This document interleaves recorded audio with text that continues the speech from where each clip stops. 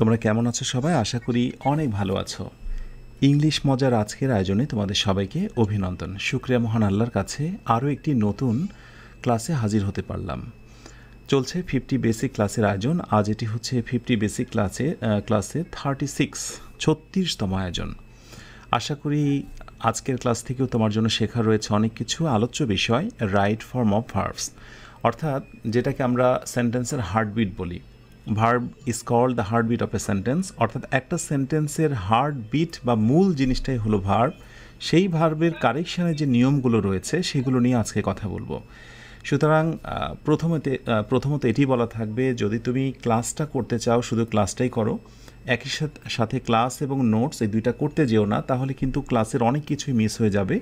আর paid ব্যাচে তো আমি বরাবরই সবগুলোই লেকচারটা আমি শেয়ার করি। দ্যাটস ওয়াই তোমার এখন কাজ হচ্ছে শুধুমাত্র ক্লাসটা ভালো করে মনোযোগ দিয়ে করতে থাকা, কেমন? তো এটি জাস্ট বলা থাকবে। ওকে, বেসিক ক্লাস 36, আলোচ্য বিষয় রাইট ফর্ম অফ ভার্বস। তো দেখো, রাইট ফর্ম অফ ভার্বসের শুরুতেই বলা যায় যে আমি দুইটা শিরোনাম দিয়ে রেখেছি, finite verbs and non finite verbs. অর্থাৎ আমাদের যত রাইট ফর্ম অফ ভার্বসের নিয়ম রয়েছে সেইটা মূলত এই দুইটা ক্যাটাগরিতে বিভক্ত। ভার্বের যে মৌলিক দুইটা প্রকার, ফাইনাইট ভার্ব এবং নন ফাইনাইট। এই ফাইনাইটের মধ্যে অনেক কিছু রয়েছে, তোমরা জানো, transitive, intransitive, auxiliary, linking, modal, ওই সবগুলো মিলে একটা রুলস। ফাইনাইট ভার্বের রুলসগুলো বেসিক্যালি টেন্সের রুলসের মধ্যে সীমাবদ্ধ। আরেকটি রয়েছে, সেটি হচ্ছে নন ফাইনাইট ভার্বস। এই নন ফাইনাইট ভার্বসের ভেতরে রয়েছে স্পেশালি তিনটা প্রকার, যেটা তোমরা জানো। একটা হচ্ছে ইনফিনিটিভ, যেটা হচ্ছে ভার্বের আগে টু বসে।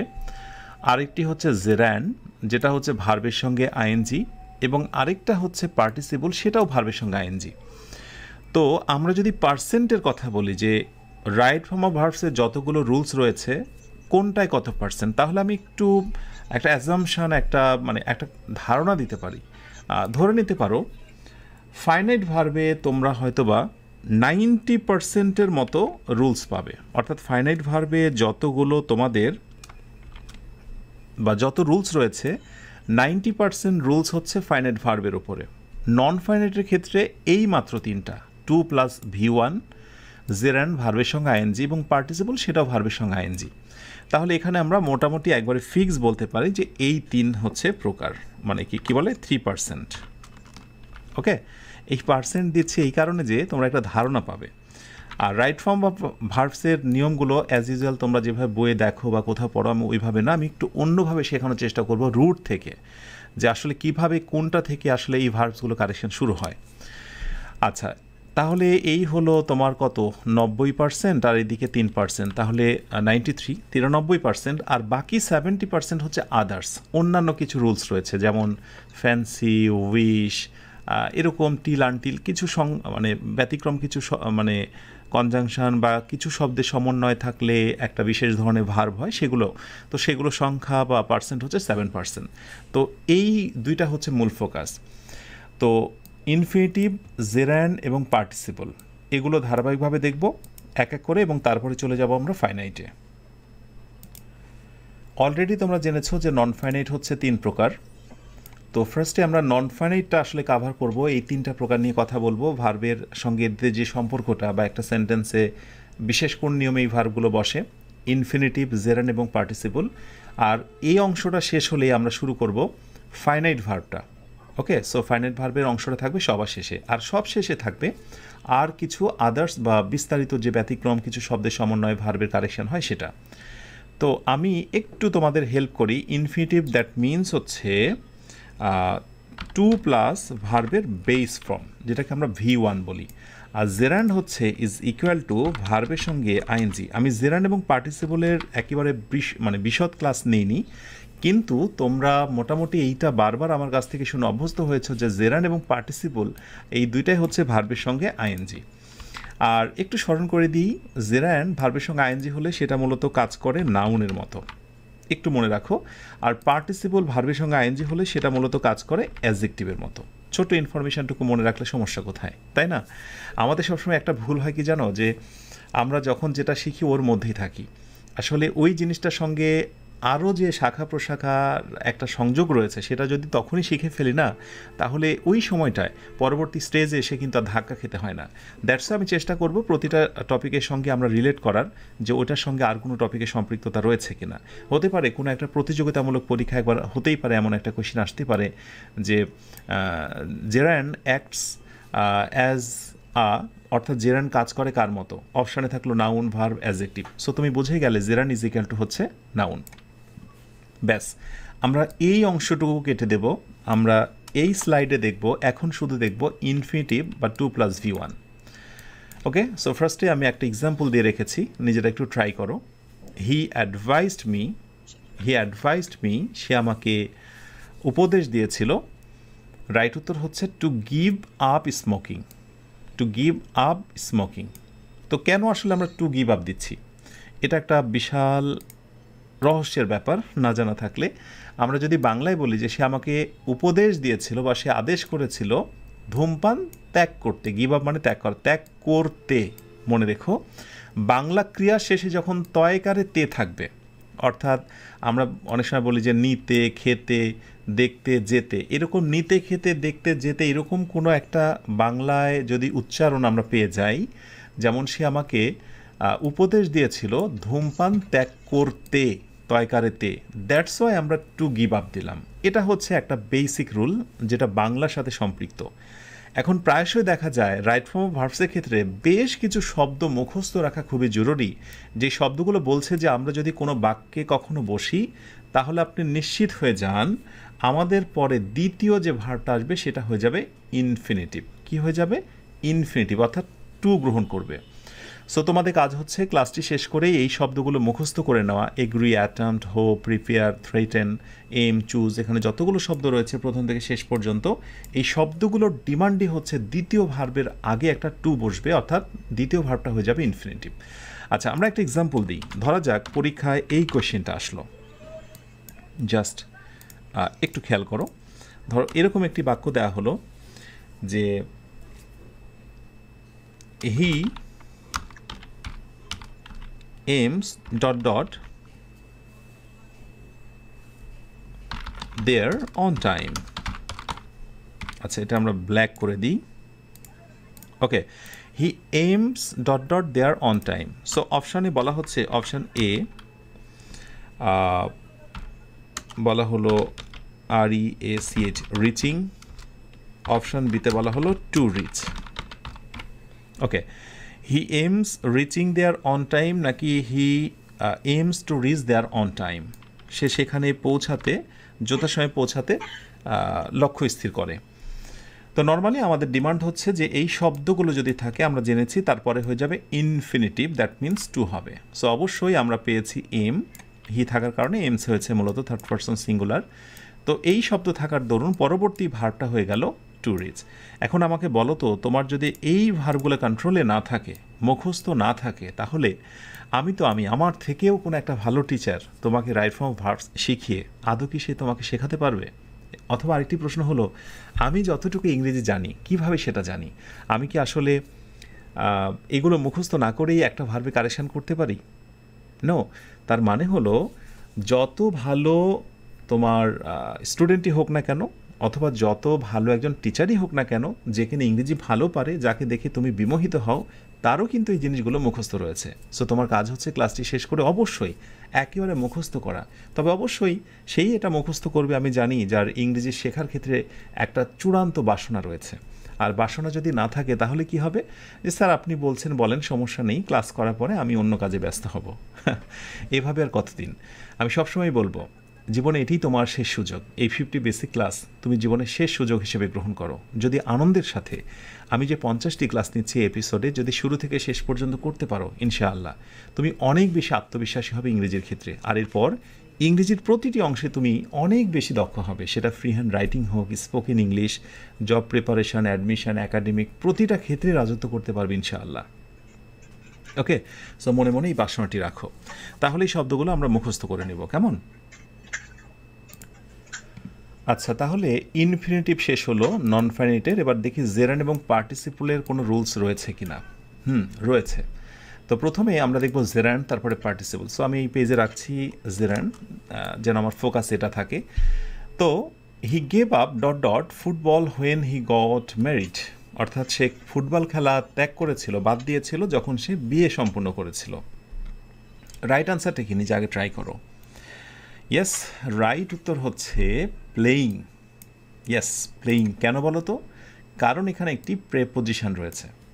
এই রুলটা খুবই কমন, খুবই সহজ, অথচ যে কোনো প্রতিযোগিতামূলক পরীক্ষায় প্রচুর আসে।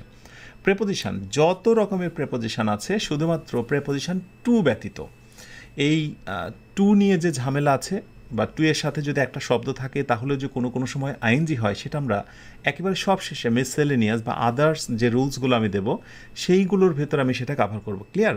সো ছোট্ট করে মনে রাখো, টু ব্যতীত অন্যান্য যত প্রেপোজিশন আছে, সেটা বলি ফর, আফটার, বিফর, সিন্স, যত অ্যাট, অন, যত প্রেপোজিশন রয়েছে সবগুলোর ডিমান্ড হচ্ছে পরবর্তী ভার্বের সঙ্গে কি হয়ে যাবে? আইএনজি হবে। সো এই আইএনজি যুক্ত যে ভার্বটা তুমি পেয়ে যাবে সেটার নামই হচ্ছে মূলত জেরান্ড। বিভিন্ন প্রতিযোগিতামূলক পরীক্ষাতে আবার এই প্রশ্নটা করা হয়, হি গেভ আপ প্লেইং। প্লেইংয়ের নিচে আন্ডারলাইন করে বলে যে বলো তো এটা জেরান্ড নাকি পার্টিসিপল। তাহলে এখানেই তো সেটা বলে দিচ্ছি যে প্রেপোজিশনের পরে ভার্বের সঙ্গে আইএনজি হলে সেটা মূলত জেরান্ড হয়ে যায়, অথবা সেটা নাউন হয়ে যায়। যেটাই জেরান্ড সেটাই নাউন। ক্লিয়ার? আচ্ছা, এই রুলটা। এরপরে কিছু শব্দ মুখস্থ রাখা খুব জরুরি, যেটা তোমার বাবা, তার বাবারাও মুখস্থ করেছিল বলে ইংরেজি ভালো পেরেছে। তুমিও যদি ভালো করতে চাও তোমাকে মুখস্থ করতে হবে। ক্লাসটি শেষ করে মুখস্থ করে নেবে এই শব্দগুলো। অ্যাডমিট মানে স্বীকার করা, অ্যাপ্রিসিয়েট মূল্যায়ন করা। আমি অর্থসহ দিয়েছি, আমি এটা শেয়ারও করব তোমাদের পেইড ব্যাচের এই গ্রুপটাতে। সো এই ভার্বগুলোর ডিমান্ড হচ্ছে যে যদি কোথাও এগুলো থাকে পরবর্তী ভার্বের সঙ্গে হয়ে যাবে আইএনজি। মনে থাকবে, পরবর্তী ভার্বের সঙ্গে হয়ে যাবে আইএনজি। একটা ছোট টেস্ট দিই। যেমন ধরো আমি যদি বলি, আমি ধরো বললাম এখান থেকে যে he enjoyed filling in the gap. Okay, আমি বেশি অপশান দেব না, ছোট্ট দুইটা অপশান। একটা হচ্ছে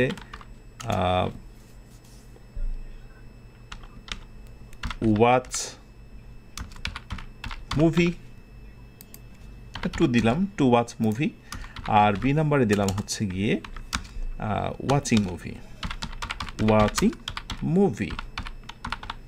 MOVIE, মুভি। তাহলে খুব আমার বিশ্বাস যে খুবই সহজ এবং একেবারে অনায়াসে তুমি আনসারটা করতে পারবে। He enjoyed to watch movie or watching movie.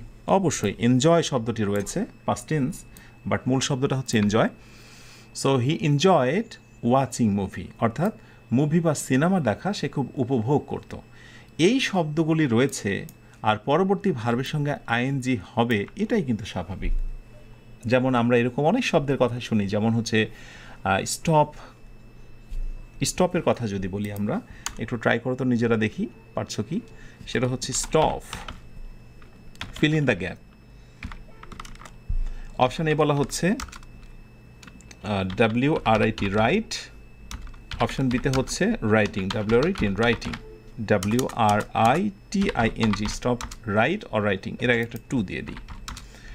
তো নর্মালি এই আনসারটাও কিন্তু তোমরা অনেকেই পারবে, কারণ পরীক্ষা দেওয়ার সময় শিক্ষক তোমাকে অনেকবার পরীক্ষা দেওয়ার শেষ সময় কথাটি বলেছে যে stop writing, right? So stop শব্দটির পরে ভার্বের সঙ্গে কি হয়? আইএনজি হয়। কিন্তু কথা হলো, দেখো এই বক্সে যতগুলো শব্দ আছে এর ভেতরে কিন্তু স্টপ শব্দটি আমি দেইনি। কেন দেইনি বলো তো? কারণ স্টপ নিয়ে ঝামেলা রয়েছে। স্টপ হচ্ছে এমন একটা ভার্ব, এর পরে ইনফিনিটিভও হতে পারে ক্ষেত্র বিশেষ। এখানে অবশ্য জেরান্ডি হবে, কিন্তু অন্যান্য ক্ষেত্রে কথা বলছি। স্টপ এবং এই জাতীয় আরও অনেক শব্দ রয়েছে যারা একই সাথে জেরান্ডও হতে পারে, আবার ইনফিনিটিভও হতে পারে। অর্থাৎ কিছু নির্দিষ্ট শব্দ রয়েছে যে শব্দগুলোর পর দুইটা আনসারই রাইট হতে পারে, স্টপ হচ্ছে তার ভিতরে একটা। ওকে, সো এইরকম কিছু শব্দের আমি তালিকা দিয়েছি, এই শব্দগুলো তোমরা মুখস্থ রেখে দিও। ক্ষেত্রবিশেষ অর্থ বুঝে এগুলোর পরে ইনফিনিটিভও হতে পারে, জেরান্ডও হতে পারে।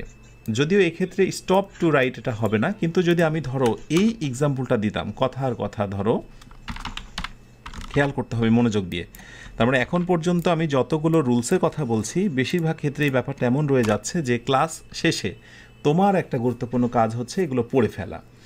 যেমন ধরো আমি বলবো যে হি স্টপড, STOPPD, স্টপড, ওকে।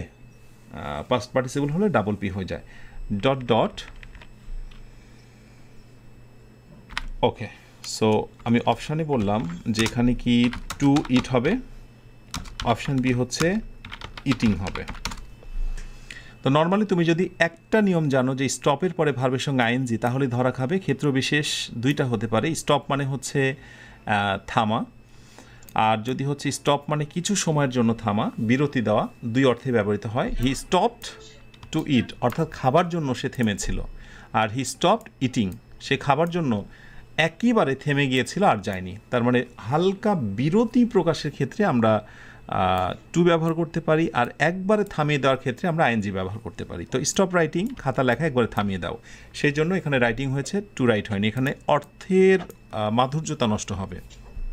তাহলে এই শব্দগুলো তুমি মুখস্থ রেখে দিও ক্লাস শেষ করে, যে এই শব্দগুলোর পরে দ্বিতীয় ভার্বের সঙ্গে দুইটা আনসারই রাইট হতে পারে। তাহলে ধরা যাক এইবার একটা টেস্ট তোমাকে দেওয়া হলো যে হি বিগ্যান পাস্ট টেন্স করে দিই, যে হি বিগ্যান ডট ডট।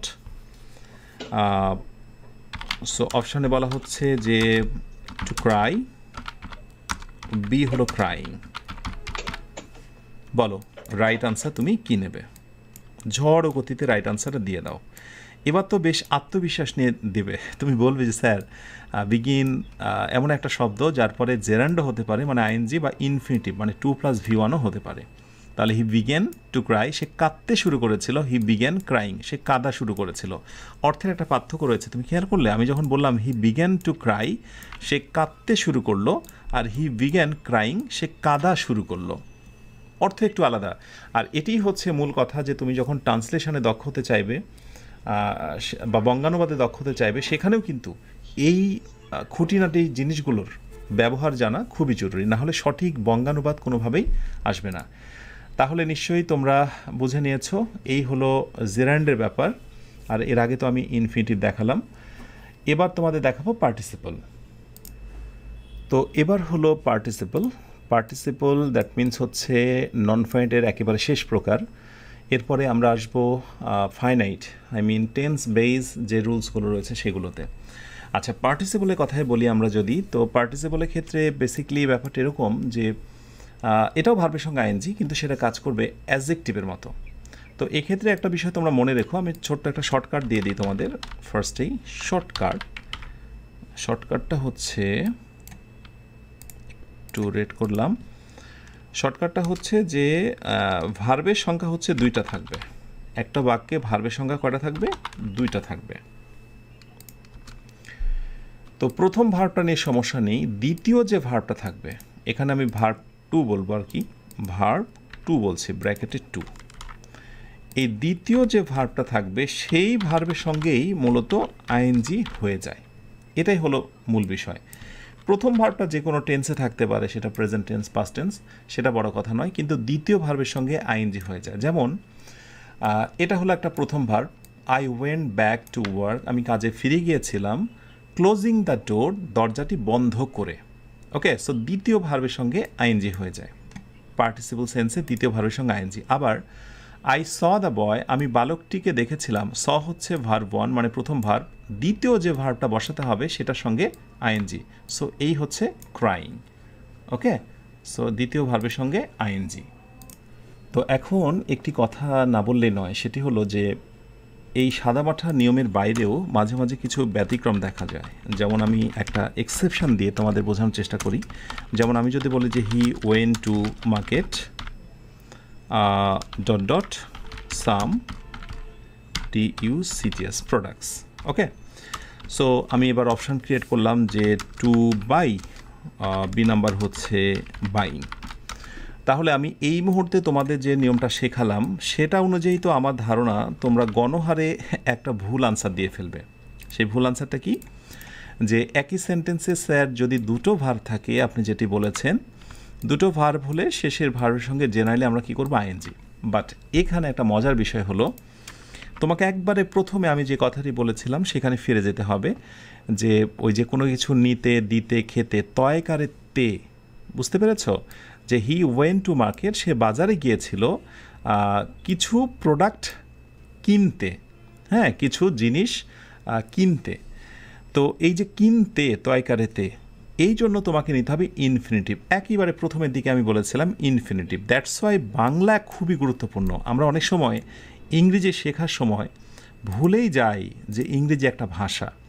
ভাষাগত বিষয়টিকে ইংরেজি রুলসের সঙ্গে যদি অ্যাডজাস্ট না করি তাহলে অনেক ক্ষেত্রে আমাদের ধরা খেতে হবে। বঙ্গানুবাদ তো পারবই না, ইভেন অনেক সময় দেখা যায় যে রুলস ছকে বাঁধা নিয়মের সঙ্গে কোনোভাবে যাবে না। আমি আরও কিছু ক্ষেত্রে তোমাদেরকে বোঝাবো যে রুলসের বাহিরেও শুধু বাংলার কারণেও কিন্তু সেই রুলসের ভিন্নতা দেখা যায়। Just wait. তাহলে ব্যতিক্রমটা মনে রেখো যে একই সেন্টেন্সে দুইটা ভার্ব হলে যদি অর্থটা হয় ওরকম নিতে, খেতে, দিতে, তাহলে কিন্তু ইনফিনিটিভ হতে পারে।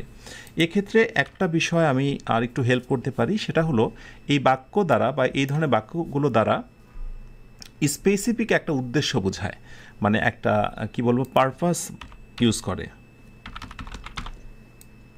মানে সে একটা উদ্দেশ্য নিয়ে বাজারে গিয়েছিল। ওকে।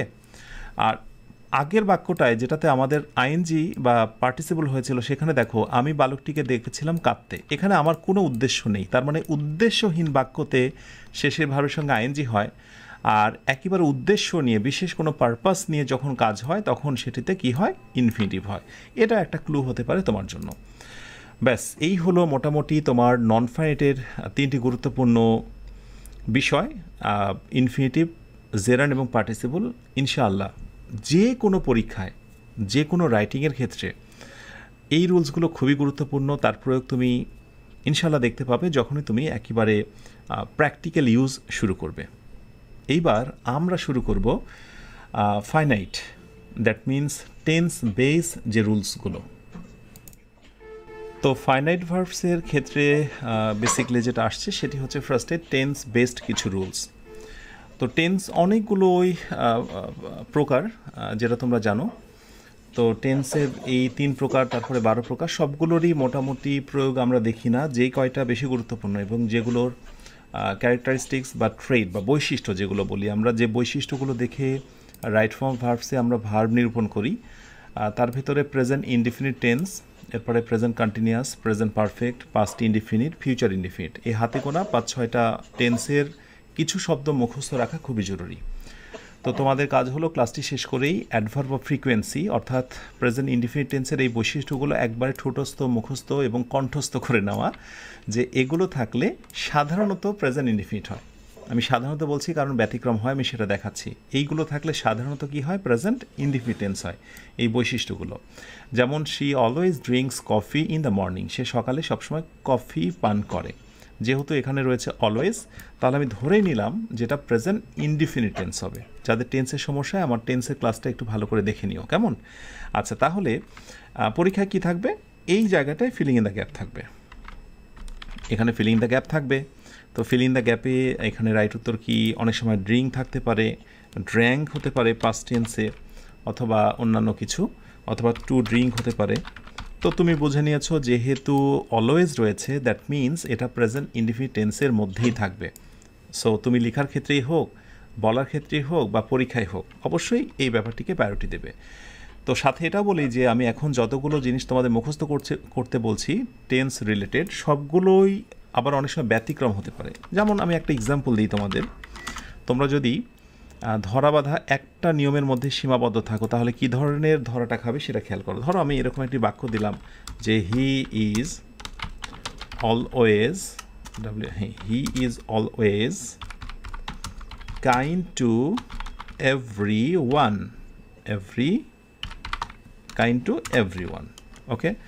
আরেকটি বাক্য ধরো আমি দিলাম যে he has always been kind to everyone. নিজেরা একটু ট্রাই করো, which will be the best or suitable answer, choose the correct one. হ্যাঁ, সঠিক আনসারটি খুঁজে বের করো। এইরকম হয় যে choose the correct answer, correct answer, কোন আনসারটি সঠিক। তো আমি টাইম ওয়েস্ট করব না, আমি যতটুকু ফিল করছি যে তোমরা সম্ভবত মানে একটা জিনিস মাথায় ঢুকে গেছে যে অলওয়েজ থাকা মানেই সেটা বুঝি সর্বদাই প্রেজেন্ট ইনডিফিনিট, আর সে কারণেই তোমরা হয়তো বা হি is always kind to every one এই আনসারটিকে তোমরা প্রায়োরিটি দেবে এবং বলবে যে এটাই আনসার রাইট, অন্যগুলো হওয়ার সম্ভাবনা নেই। আই ডু বিলিভ যে এটা অবশ্যই রাইট, আমি অস্বীকার করছি না, এটা অবশ্যই রাইট। পাশাপাশি অর্থগত কারণে এই আনসারটা right. He has always been kind to every one, অর্থাৎ সে সর্বদাই সকলের প্রতি সদয় হয়েছে, সে সর্বদাই সকলের প্রতি সদয় হয়েছে। এই হয়েছে এইরকম অর্থে আমরা প্রেজেন্ট পারফেক্ট টেন্সে মাঝখানে অলওয়েজ নিয়েছি। তার মানে অলওয়েজ থাকলে প্রেজেন্ট ইনডিফিনিট না হয়ে প্রেজেন্ট পারফেক্টও হতে পারে, এটা ডিপেন্ড করে বাংলা অর্থের ওপরে। ওকে, আচ্ছা, এরপরে আসো, হি is always kind to every one, অর্থ চেঞ্জ হয়েছে, সে সর্বদাই সকলের প্রতি দয়ালু, সে সর্বদা সকলের প্রতি দয়ালু আর সর্বদা সকলের প্রতি দয়াশীল হয়েছে। অতএব বোথ আর কারেক্ট। এই কথাগুলো বলার পিছনে আমার এটি কারণ যে তোমরা যদি অ্যাডভান্স মানে কি বলবো যে অ্যাডভান্স স্টেপে পৌঁছে যাও, সেখানে যেন গোড়ামি না থাকে যে এই শব্দগুলো মানেই সর্বদাই প্রেজেন্ট ইনফিনিট, এরকম নয়। তো অ্যাজ ইউজুয়াল এগুলো সাধারণত প্রেজেন্ট কন্টিনিউয়াস, প্রেজেন্ট ইনডিফিনিট এগুলোর মধ্যে থাকে বলে আমি সাধারণত দিয়েছি। এই শব্দগুলো মুখস্থ রেখো। She is working on her project right now, right now রয়েছে এই জন্য প্রেজেন্ট কন্টিনিউয়াস হয়েছে। পরীক্ষায় কী থাকবে? রাইট নাও থাকবে, কিন্তু এই জায়গাটায় হয়তো বা ফিলিং ইন দ্য গ্যাপ থাকবে। সো অপশানে থাকবে ওয়ার্কস অথবা ইজ ওয়ার্কিং, তুমি অবশ্যই কী নেবে? ইজ ওয়ার্কিং নেবে। ক্লিয়ার? আচ্ছা, প্রেজেন্ট পারফেক্ট বৈশিষ্ট্যগুলো মুখস্থ রাখো, খুবই জরুরি, প্রেজেন্ট পারফেক্টে খুব খুব কাজে দেয়। শি হ্যাজ অলরেডি, যেহেতু অলরেডি রয়েছে অতএব সেটি হবে প্রেজেন্ট পারফেক্ট। ক্লিয়ার? এই বৈশিষ্ট্যগুলো দেখো, আমি কিন্তু এগুলো মুখস্থ রেখেছি, অথবা তোমার বড় ভাই আপু যে ইংরেজি ভালো জানে তারও কিন্তু এগুলো কন্ট্রোলে রয়েছে। তাই দয়া করে তুমি যদি ইংরেজিতে তার মতো, তোমার সেই বড় ভাই বা আপুর মতো ভালো হতে চাও, দয়া করে ক্লাস শেষে, আজকে কিন্তু অনেক পড়া মুখস্থ রয়েছে তোমাদের জন্য। ওকে, এই হচ্ছে তোমার প্রেজেন্ট পারফেক্ট। আর পাস্ট ইনডিফিনিটের কথা যদি বলি, এইখানে কোনো অল্টারনেটিভ নেই, অর্থাৎ এই শব্দগুলো থাকলেই ভার্বের হবে V2 বা পাস্ট টেন্স, ভার্বের হবে V2 বা পাস্ট টেন্স। ইয়েস্টারডে, কোনোভাবে অন্য কোনো নিয়মের মধ্যে তুমি এটাকে রাখতেই পারবে না। She visited the museum yesterday, সে গতকাল জাদুঘর পরিদর্শন করেছিল। আমি দেখেছি বিভিন্ন প্রতিযোগিতামূলক পরীক্ষাতে ইয়েস্টারডে দিয়ে, মানে এই টাইপের শব্দগুলো দিয়ে দুইটা টেস্ট দেওয়া হয়, খুবই ফানি এবং খুবই মজার। এখানেই ওই শব্দটার সার্থকতা, যে এই শব্দটা থাকলে সে পাস্ট টেন্স ছাড়া অন্য কোনো টেন্সে হতেই পারে না। হয়তো বা আরেকটা থাকলো যে she has visited the museum yesterday, তো সে গতকাল মিউজিয়াম বা জাদুঘর পরিদর্শন করেছিল, আর সে গতকাল জাদুঘর পরিদর্শন করেছে। তো করেছে যখন বলছি ইয়েস্টারডে রাখা যাবে না। সো যেহেতু ইয়েস্টারডে, দ্যাট মিনস অবশ্যই প্রথমটাই হলো আমার রাইট। আমি দেখেছি বিভিন্ন প্রতিযোগিতামূলক পরীক্ষায় এই এমসিকিউ টাইপের প্রশ্নটা থাকে। সো এই শব্দগুলো মুখস্থ রেখে দিও, যে এই শব্দগুলো তাদের এক অন্যতম চাওয়া হলো যে আমরা যদি কোনো বাক্যে থাকি তাহলে সর্বদাই ভার্বের হয়ে যাবে পাস্ট টেন্স বা ফার্স্ট ফর্ম। আর সবশেষ আজকের আয়োজনের ফিউচার ইনডিফিনিটের কিছু সিম্বল, টাইম এক্সপ্রেশনস মুখস্থ করে নিও। Tomorrow, next week, next month, মূলত নেক্সট এর সঙ্গে দুই একটা শব্দ, in the future, later, in a few days, the day after tomorrow, এই শব্দ বা বৈশিষ্ট্য থাকলেই সেটা হয়ে যাবে ফিউচার ইনডিফিনিট। ওকে, সো তোমার কাজ হচ্ছে মুখস্থ করে নেওয়া। সবশেষে একটি কথা বলি, আগামী ক্লাস আমাদের আরও একটি ক্লাস থাকবে রাইট ফর্ম অফ ভার্বসের ওপরে, এবং ইনশাল্লাহ সেই ক্লাসটি হওয়ার পর, অর্থাৎ আজকের এই 36তম ক্লাস এবং আগামী দিন ইনশাল্লাহ 37তম ক্লাস, এই দুইটি ক্লাসের ভেতরে আমি যা যা পড়াবো, এরপর যে কোনো প্রতিযোগিতামূলক পরীক্ষায় যেখানেই তোমার ভার্ব আসুক না কেন, ভার্ব ব্যবহার করতে যাও না কেন, ঘুরে ফিরে এইগুলোই বারবার অ্যাপ্লাই হবে। সবশেষে এটাই বলি যে ভার্বের যে পরিবর্তনই করি না কেন, ভার্বের মৌলিক পরিবর্তন কিন্তু কখনো কখনো হবে ভার্বের বেস ফর্ম, যেটাকে আমরা বলি V1, কখনো কখনো হবে V2, মানে যেটাকে বলি পাস্ট টেন্স, কখনো কখনো হবে ভার্বের পাস্ট পার্টিসিপল, যেটা প্রেজেন্ট পারফেক্টে দেখেছো, কখনো কখনো ভার্বের সঙ্গে আইএনজি, ভার্ব প্লাস আইএনজি। মূলত এই চারটি ভার্ব বসানো নিয়েই কিন্তু মূলত রাইট ফর্ম অফ ভার্বসের কাহানি। ওকে, রাইট ফর্ম অফ ভার্বস। ওকে, এইগুলোই আমরা শিখছি। ইনশাল্লাহ আগামী দিন আমরা টেন্সের আর কিছু নিয়ম, যেমন সিকোয়েন্স অফ টেন্সের কিছু নিয়ম রয়েছে, দুইটা সেন্টেন্স একসাথে হলে কি হয়, সেটা আমরা দেখব। সেখানে হয়তো বা কন্ডিশনালের কিছু নিয়ম আসতে পারে, হোয়েন বা কিছু সাবঅর্ডিনেট কনজাংশনের নিয়ম আসতে পারে। আর এরপর কিছু ব্যতিক্রম শব্দের সমন্বয়ে ভার্বের কিছু কারেকশন হয়, সেগুলো দেখব। ব্যাস, এর মধ্য দিয়ে শেষ হবে রাইট ফর্ম অফ ভার্বসের রুল। শেষ করব আজকের আয়োজনটি ইনশাআল্লাহ। আগামী ক্লাসে তোমাদের সঙ্গে রাইট ফর্ম অফ ভার্বসের সেকেন্ড ক্লাস নিয়ে হাজির হব। সবশেষে আবারও মনে করিয়ে দিতে চাই, তুমি যদি শেখার ক্ষেত্রে নিবেদিত না হও, শিখেই ছাড়বো, নাছোড়বান্দা মনোভাব যদি না হয়, তাহলে জীবনের অনেক ক্ষেত্রেই ভালো ভালো অপরচুনিটি পাবে, ভালো ভালো টিচারের সন্ধান পাবে, ভালো বইয়ের সন্ধান পাবে, কোনোগুলোই তোমার জন্য কাজে লাগবে না। তাই ধরে নাও, ইংরেজি শেখার ক্ষেত্রে এটি তোমার জন্য একেবারেই ফাইনাল একটা এপিসোড, ফাইনাল একটি বিষয়। এই 50টি ক্লাস ইনশাআল্লাহ শেষ করেই ছাড়বো। মনে মনে এই দৃঢ় প্রতিজ্ঞা হও। পরবর্তী ক্লাসে তোমাদের সঙ্গে আবারও কথা হবে, এই প্রত্যাশায় শেষ করছি আজকের ক্লাসটি। তোমরা সবাই অনেক ভালো থেকো, যে ভালোর শেষ নেই। সুখে থেকো, যে সুখে সীমানা নেই। এই অনন্ত শান্তির চিরন্তন প্রত্যাশায় আল্লাহ হাফেজ। আসসালামু আলাইকুম ওয়া রাহমাতুল্লাহ।